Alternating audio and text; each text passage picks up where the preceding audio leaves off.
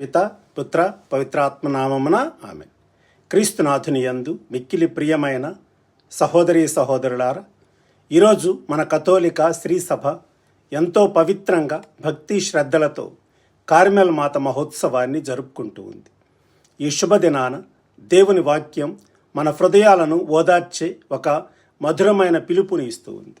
మత్తయి శుభవార్త 11వ అధ్యాయం 23వ వచనంలో ప్రభువైన యేసుక్రీస్తు ఈ విధంగా సెలవిస్తూ ఉన్నారు. భారముచే అలసి సొలసి ఉన్న సమస్త జనులారా, నా వద్దకు రండి, నేను మీకు విశ్రాంతినిత్తును అని. మన నిత్య జీవితంలో ఎన్నో భారాలు మనలను కృంగతీస్తూ ఉంటాయి. రోగాల భారం, కుటుంబ సమస్యల భారం, రేపటి గురించిన ఆందోళనల భారం. వీటన్నిటి మధ్యలో నిజమైన మనశ్శాంతి కోసం మానవుడు లోకంలో వెతుకుతూ ఉన్నాడు. కానీ నిజమైన ఆత్మ విశ్రాంతి కేవలం యేసు ప్రభుని సన్నిధిలో మాత్రమే దొరుకుతుంది. ఈ లోకపు భారాలను దించి దేవుని కాడిని ఎలా ధరించాలో నేర్పించటానికే శ్రీసభ మనకు కార్మెల్ మాతను ఒక ఉత్తమ మాదిరిగా తల్లిగా అనుగ్రహించింది.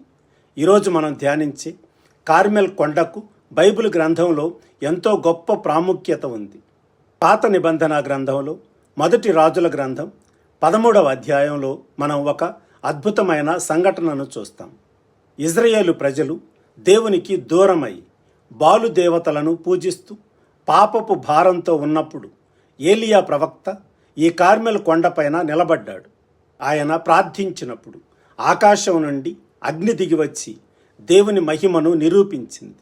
రాజుల మొదటి గ్రంథం 18వ అధ్యాయం 38వ వచనంలో కార్మెల్ కొండ అనేది అపనమ్మకాన్ని పారద్రోలి నిజమైన దేవుని వైపు ప్రజల హృదయాలను త్రిప్పిన పవిత్ర స్థలం. అంతేకాదు, మొదటి రాజుల గ్రంథం 19వ అధ్యాయం 11-12 వచనాలలో అదే ఏలియా ప్రవక్త దేవుని కోసం వేచి ఉన్నప్పుడు దేవుడు పెద్ద గాలిలో కానీ, భూకంపంలో కానీ, అగ్నిలో కానీ ప్రత్యక్షం కాలేదు.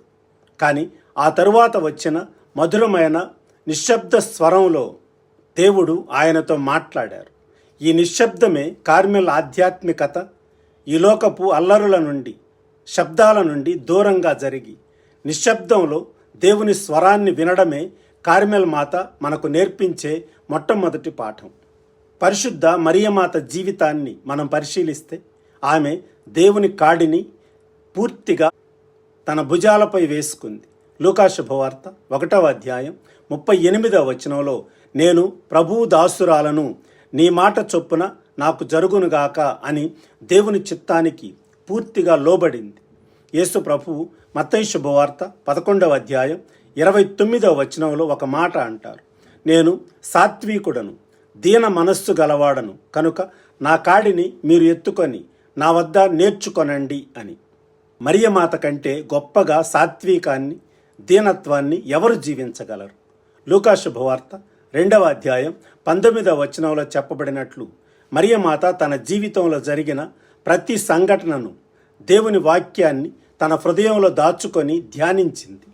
యేసుక్రీస్తు శిలువ భారాన్ని మోస్తూ కల్వరి కొండపై ప్రాణత్యాగం చేస్తూ ఉన్నప్పుడు కూడా యోహాను శుభవార్త 19వ అధ్యాయం 25వ వచనం ప్రకారం మరియమాత ఆ శిలువ చెంతనే నిలబడి ఉంది.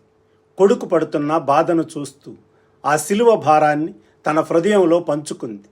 అందుకే యేసు ప్రభువు యోహాను శుభవార్త 19వ అధ్యాయం 26-27 వచనాలలో మరియమాతను చూపిస్తూ, ఇదిగో నీ తల్లి అని మనందరికీ ఆమెను తల్లిగా అప్పగించారు. కల్వరి కొండపై మన భారాలను పంచుకున్న ఆ తల్లే కార్మెల్ కొండపై మనకు ఆశ్రయంగా నిలిచింది. క్రీస్తునందు ప్రియ సోదరులారా, క్రీస్తు శకం 1251వ సంవత్సరంలో పునీత సైమన్ స్టాక్ గారికి కార్మెల్ మాత ప్రత్యక్షమై ఉత్తరీయాన్ని అనుగ్రహించినప్పుడు అది కేవలం ఒక భౌతిక వస్త్రం కాదు. యెషయా గ్రంథం 61వ అధ్యాయం 10వ వచనంలో చెప్పబడినట్లు, ఆయన నాకు రక్షణ వస్త్రములను ధరింపజేసెను, నీతి అను అంగీని నాకు తొడిగించెను అని. ఈ ఉత్తరీయం మరియమాత మనకు తొడిగించిన రక్షణ వస్త్రం. దీనిని భక్తితో ధరించే ప్రతి బిడ్డను ఆ తల్లి తన ప్రార్థనల ద్వారా పాపపు శోధనల నుండి కాపాడుతుంది. ఈనాటి కార్మెల్ మాత పండుగ దినాన దేవుని వాక్యం మనలను 2 తీర్మానాలు చేసుకోమని పిలుపునిస్తూ ఉంది. ఏలియా ప్రవక్తలాగా అలాగే మరియమాతలాగా ప్రతిరోజు మన జీవితంలో కనీసం కొద్ది నిమిషాలైనా నిశ్శబ్దంగా ప్రార్థనలో గడుపుదాం. మన హృదయ భారాలన్నిటినీ యేసు పాదాల చెంత అప్పగిద్దాం. రెండవది, యేసు ప్రభువు చూపిన దీనత్వాన్ని, సాత్వికాన్ని మన కుటుంబాలలో అభ్యాసం చేద్దాం. మరియమాత విజ్ఞాపన ప్రార్థనల ద్వారా యేసు ప్రభువు మనకు వాగ్దానం చేసిన ఆ స్వర్గీయ విశ్రాంతిని, శాంతి మన హృదయాలలో, మన కుటుంబాలలో నిండి ఉండాలి అని ప్రార్థిస్తూ మీకందరికీ కార్మెల్ మాత పండుగ శుభాకాంక్షలు మరియు దేవుని ఆశీస్సులు లభించునుగాక. పిత, పుత్ర, పవిత్రాత్మ నామమున ఆమెన్. God bless you.